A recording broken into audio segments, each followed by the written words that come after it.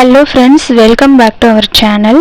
இன்றைக்கி பார்த்தீங்கன்னா கிராம்பு மாலை மகாலட்சுமி சிலைக்கு எப்படி ரெடி பண்ணேன் அப்படிங்கிறத தான் இந்த வீடியோவில் பார்க்க போகிறோம். இந்த கிராம்பு மாலை பார்த்தீங்கன்னா நமக்கு என்ன மாதிரி க்ரியேட்டிவிட்டியாக நம்ம பண்ணுறோமோ அந்த மாதிரி நம்ம பண்ணிக்கலாம். எனக்கு எந்த மாதிரி தோணுச்சு அப்படின்னா, மகாலட்சுமிக்கு முத்து அப்படின்னா பார்க்கடல்ல இருந்து தானே மகாலட்சுமி தோன்றுனாங்க. அதனால முத்து மிக்ஸ் ஆன மாதிரி பண்ணலாம் அப்படின்னு நினச்சேன். அதுக்கப்புறம் வெறும் முத்து இல்லாமல் அதில் 2 பவளம் ஆட் பண்ணலாம் அப்படின்னு சொல்லிட்டு பவளம் மணியும் 2-3 ஆட் பண்ணியிருக்கேன். எனக்கு இந்த மாதிரி ஒரு முத்து, அந்த முத்துக்கு 2 சைடும் பார்டர் மாதிரி பவளம் இருக்க மாதிரி எனக்கு தோணுச்சு. ஸோ அதனால் பார்த்தீங்கன்னா ஒரு பவளம், ஒரு முத்து, ஒரு பவளம், அந்த மாதிரி பார்டருக்கு ஏற்ற மாதிரி 2 செட்டு நான் இதில் கோர்த்துக்கிட்டேன். இந்த ஜரி த்ரெட் நான் ஏன் எடுத்திருக்கேன் அப்படின்னா, என்கிட்ட உள்ள நூல் இல்லைன்னா உள்ள நூலில் பண்ணியிருப்பேன், இன்னும் சூப்பராக இருந்திருக்கும். அதனால் ஜரி த்ரெட்டையே பார்த்திங்கன்னா ஒரு 4 ஸ்டென்ஸாவாக இருக்க மாதிரி நான் எடுத்துக்கிட்டேன். இதில் பார்த்தீங்கன்னா கோல்டன் பீடு மாலையோட ஃபினிஷிங்க்கு கோல்டன் பீடு இருந்துச்சு அப்படின்னா நம்ம ஹேண்டில் பண்ணுறதுக்கு ஈஸியாக இருக்கும் இல்லையா. அதனால் நான் கோல்டன் பீட்ஸ் எடுத்திருக்கேன். இந்த பீடு பார்த்தீங்கன்னா 3mm பீடு. அவ்வளோதான். இப்போ பார்த்தீங்கன்னா நம்ம சூப்பராக ஸ்டார்ட் பண்ணிட்டோம். கிராம்பு பார்த்தீங்கன்னா எப்படி இருக்கணும் அப்படின்னு ஃபஸ்ட்டு பார்த்துடலாம். கிராம்பு நம்ம பூ கட்டுற மாதிரி தான் கட்ட போகிறோம் இல்லையா. அதனால் அதோட காம்பு பகுதி நல்லா கொஞ்சம் லாங்காக இருக்க மாதிரி நம்ம பண்ணிக்கணும். மித்தப்படி நம்ம பூ கட்டுற மாதிரியே தான் கட்ட போகிறோம். இதில் பார்த்தீங்கன்னா அதோட காம்பு பாருங்கள் கொஞ்சம் நீளமாக இருக்கு இல்லையா. அதுதான் இந்த மேலே ஒரு உருண்டையாக பால் மாதிரி இருக்கும் இல்லையா, அது பிஞ்சிராத அளவுக்கு கொஞ்சம் கேர்ஃபுல்லாக ஹேண்டில் பண்ணி நம்ம பூ கட்டுற மாதிரியே தான் நான் கட்டியிருக்கேன். இந்த மாதிரி கிராம்பு மாலை தயார் பண்ணுறது பார்த்திங்கன்னா நான் நிறைய வீடியோஸ் பார்த்தேன். அது மூலமாக எப்படி என்னோட க்ரியேட்டிவை யூஸ் பண்ணலாம் அப்படிங்கிற மாதிரி தான் இந்த வீடியோ. இந்த கிராம்பு பார்த்திங்கன்னா பூ கட்டுற மாதிரி ஒரு கிராம்பு அந்த மேலே இருக்க பால் மாதிரி இருக்கிறது மேலே இருக்க மாதிரி, அப்படி இல்லைன்னா கீழே இருக்க மாதிரி, இது மாதிரி மாற்றி மாற்றி நம்ம வச்சு பூ கட்டுற மாதிரி கட்டும்போது அந்த மாலையாக நம்ம சாமிக்கு போட்டிருக்கும் போது அது மாறி மாறி தொங்கும்போது கொஞ்சம் அழகாக இருக்கும். அதுக்கப்புறம் பார்த்திங்கன்னா இந்த மாதிரி நம்ம கட்டும்போது ஒவ்வொரு கிராம்பையும் வச்சு கட்டும்போது 2 தடவை பூ கட்டுற மாதிரி நம்ம கட்டிக்கணும். அப்போ கொஞ்சம் ஸ்ட்ராங்காக இருக்கும். அதனால் ஏன்னா நம்ம கோல்டன் த்ரெட் மெல்லீஸாக இருக்கும் இல்லையா. அதனால் இதே உள்ளன் த்ரெட்டாக இருந்தால் அது கொஞ்சம் நல்லா மொத்தமாக இருக்கிறதுனால அது கலர்ஃபுல்லாக அழகாக தெரியும். ஆனால் இது மெல்லீஸாக இருக்கிறதுனால நான் 2 டைம் நம்ம கட்டணும் அப்படின்னா அது கொஞ்சம் பார்க்குறதுக்கு அழகாக இருக்கும். அதனால் இப்போ பார்த்தீங்கன்னா நம்ம நான் எத்தனை கிராம்பு எடுத்திருக்கேன் அப்படின்னு பார்த்தீங்கன்னா டோட்டலாக 21 கிராம்பு இருக்க மாதிரி நான் கட்டியிருக்கேன். 21னா ஃபஸ்ட்டு 7 கிராம்பு, அதுக்கப்புறம் நம்ம ஆல்ரெடி பீட்ஸ் கோர்த்து வச்சுருக்கோம் இல்லையா, பவளம், முத்து, பவளம், இந்த மாதிரி அந்த 3 பீடு, ஒரு பவளம், ஒரு முத்து, ஒரு பவளம், நான் மொத்தம் ஒரு 2 செட்டு கோர்த்து வச்சுருக்கேன். அதில் ஒரு செட்டை மட்டும் நம்ம இதில் எடுத்து விட்டுட்டு அகைன் மறுபடியும் 7 கிராம்பு கட்டிட்டு அதுக்கப்புறம் திரும்ப அந்த பவளம், முத்து, பவளம் அந்த 2வது செட்டு நம்ம கோர்த்து வச்சுருக்கதையும் எடுத்து இது கூட ஜாயின் பண்ணிவிட்டு அதுக்கு அடுத்து 3வதாக மறுபடியும் 7 கிராம்பு. அப்போ 3 டைம் 7 கிராம்பு நான் கட்டிட்டேன் அப்படின்னா 21 கிராம்பு நம்ம கட்டிட்டோம். அப்போ ஒத்தப்படையில் தான் கட்டணுமா அப்படின்னு கேட்டால் அது நம்மளோட விருப்பம். ஆக மொத்தம் மகாலட்சுமிக்கு கிராம்பு மாலை போடுறது நிறைய விசேஷமான பலன்களை நமக்கு கொடுக்கும் அப்படின்னு நிறைய பேர் சொல்லியிருக்காங்க.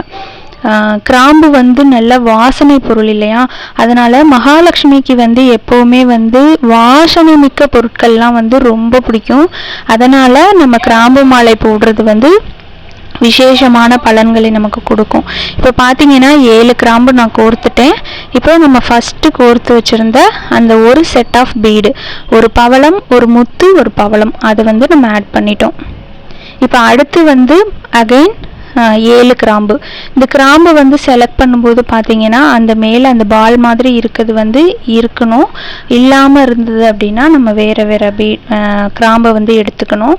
ஒருவேளை நம்ம கட்டும்போது அந்த பால் வந்து பிஞ்சிரும். அந்த மொட்டு வந்து சில நேரத்தில் வந்து அப்படியே உதிர்ந்துடும். லைட்டாக நம்ம கொஞ்சம் ஃபோர்ஸாக பிடிச்சிட்டோம் அப்படின்னா கூட அது வந்து கீழே விழுந்துடும், உதிர்ந்து கொட்டிடும். அதனால் கொஞ்சம் கேர்ஃபுல்லாக நம்ம வந்து கட்டணும். இப்போ பார்த்தீங்கன்னா இதில் இல்லை பாருங்கள் இந்த பால். ஸோ நம்ம வேறு கிராம்பு எடுத்துக்கணும். கிராம்பு வந்து நம்ம கடையில் வாங்கும்போதே பார்த்து வாங்கிக்கிட்டால் நல்லாயிருக்கும். பார்த்து வாங்குறது இதில் ஒன்றும் இல்லை. ஆனால் அந்த கிராம்பில் வந்து அந்த கீழே இருக்கிற அந்த காம்பு மாதிரி இருக்க பகுதி வந்து கொஞ்சம் ஹைட்டாக இருக்கிற மாதிரியும் கிடைக்கும், குட்டையாக இருக்க மாதிரியும் நமக்கு கடைகளில் கிடைக்கும். நம்ம கொஞ்சம் லாங்காக இருக்கிறது வாங்கினோம் அப்படின்னா இது மாதிரி கட்டும்போது நமக்கு கொஞ்சம் சௌகரியமாக இருக்கும். அதனால் அது மாதிரி பார்த்து வாங்கிக்கணும். இப்போ பார்த்தீங்கன்னா மறுபடியும் மேலே ஒன்று கீழே ஒன்றுன்னு பார்த்து தான் நம்ம கட்டணும். அது மாதிரி கட்டும்போது கொஞ்சம் கேர்ஃபுல்லாக ரெண்டு முடியாக போட்டுக்கிறது நல்லது. எனக்கு வந்து த்ரெட்டு நான் சின்னதாக விட்டுட்டேன். அதனால் எனக்கு பத்தாததுனால நான் ஃபஸ்ட்டு ஒன்று விட்டு ஒரு முடியாக இருக்க மாதிரி நான் கட்டினேன். ஆனால் வந்து த்ரெட்டு எப்படியா இருந்தாலும் பத்தாது அப்படிங்கிற மாதிரி ஆயிடுச்சு. அதுக்கப்புறம் என்ன பண்ணேன்னா இந்த த்ரெட்டு கூடயே இன்னும் கொஞ்சம் த்ரெட்டை வந்து நான் ஆட் பண்ணிக்கிட்டேன்.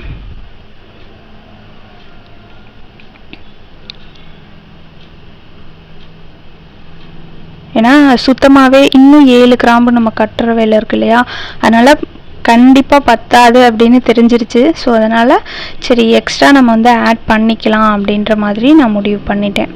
ஆனால் நமக்கு இதோட முடிய போகுது அப்படின்னா அட்ஜஸ்ட் பண்ணி கூட கட்டிடலாம். பூ கட்ட தெரிஞ்சவங்க வந்து சூப்பராக கட்டிட முடியும். இந்த மாதிரி கட்டுறது வந்து இது வந்து பார்த்திங்கன்னா இப்படி மாறி இது மாதிரி நம்ம கட்டிட்டோம் அப்படின்னா நம்ம மாலையாக போட்டிருக்கும் போது மாறி அழகாக தொங்கிட்டுருக்கும், சூப்பராக இருக்கும்.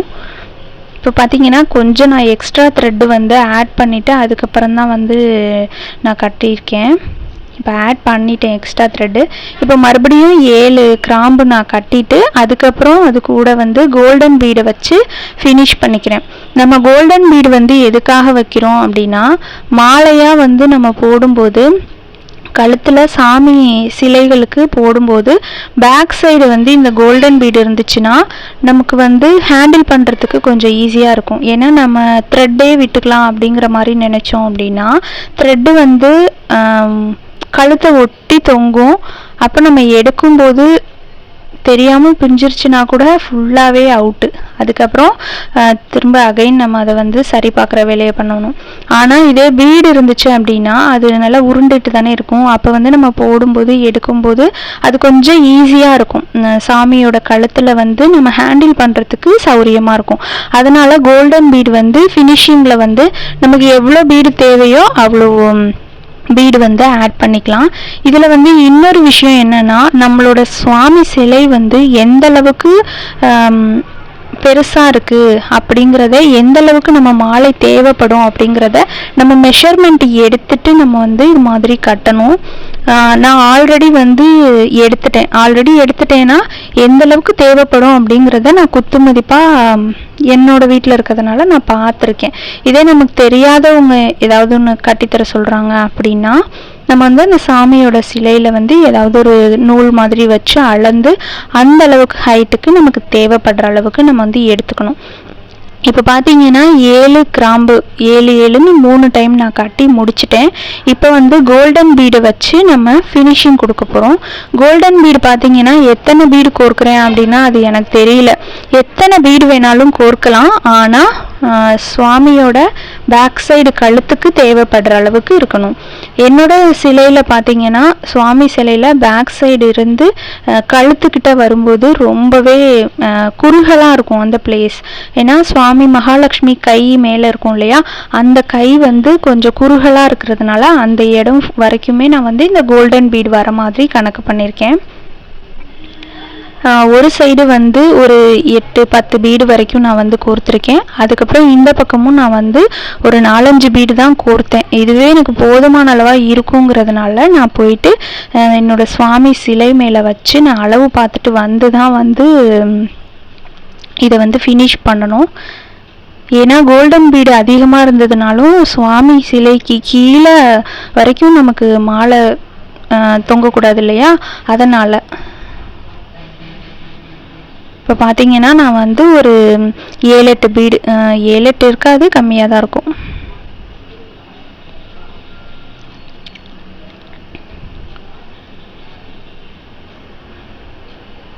இந்த மாதிரி கோர்க்கும் போது பார்த்தீங்கன்னா நீடில் யூஸ் பண்ணி கோர்த்தா இன்னும் ஈஸியாக இருக்கும். சரி, நம்ம கோர்த்தரலாம், கொஞ்சம் பெரிய பீடாக தானே இருக்குது அப்படிங்கிறதுக்காக நான் நீடில் யூஸ் பண்ணல. இப்போ நான் அளந்து பார்த்துட்டு வந்துட்டேன். எனக்கு இந்த பீடே சரியாக இருக்கும். ஒரு சைடு அதிகமாக கோர்த்துருக்கேன், ஒரு சைடு கம்மியாக கோர்த்துருக்கேன். பட் நம்ம நாட் போட்டு முடிச்சிட்டோம் அப்படின்னா அந்த நாட் எங்கே இருக்குன்னுலாம் பார்த்துட்டு இருக்க வேண்டாம்ல, அதனால் இப்படியே முடிச்சிட்டேன், அவ்வளோதான். இது நம்மளோட வீட்டில், நம்ம பூஜை அறையில் நம்மளோட சுவாமி சிலைக்கு நம்ம போடுறோம். நம்ம எப்படி தயார் பண்ணாலும் அம்பாளுக்கு அது ரொம்ப பிடிக்கும். ஏன்னா நம்ம எந்த மனசோட ஒரு காரியத்தை பண்ணுறோம் அப்படிங்கிறது அம்பாளுக்கு தெரியும் இல்லையா. அதனால் நான் வந்து ஒரு சைடு அதிகமாக கொடுத்துருக்கோம், ஒரு சைடு கம்மியாக கொடுத்துருக்கோம், இதெல்லாம் தப்பு இல்லையா, அந்த மாதிரிலாம் நினைக்க வேண்டாம். ஓகே, இப்போ பார்த்தீங்கன்னா சூப்பராக மாலை ரெடி ஆயிடுச்சு. இந்த மாலையை இப்போ நான் வந்து சுவாமிக்கு வந்து போட்டு காமிக்கிறேன். என்னோட சுவாமி சிலை பார்த்தீங்கன்னா ரொம்பவே சின்ன சிலை தான்.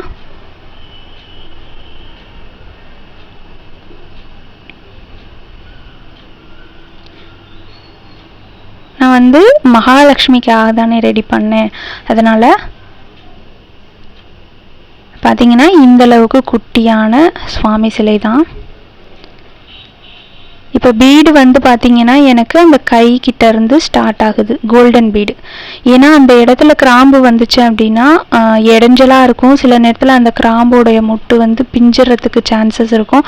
அதனால் கொஞ்சம் கீழே இருந்து நான் இருக்க மாதிரி நான் பண்ணியிருக்கேன். அவ்வளோதான், இப்படி தான் ரெடி ஆயிருக்கு.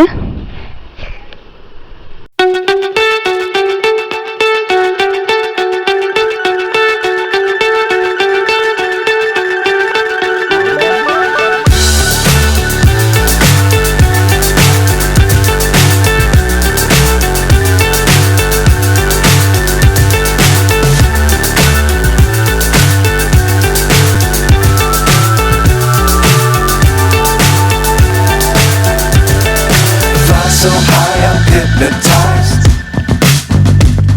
What's up is down, what's left is right. Chasing stars and holding you.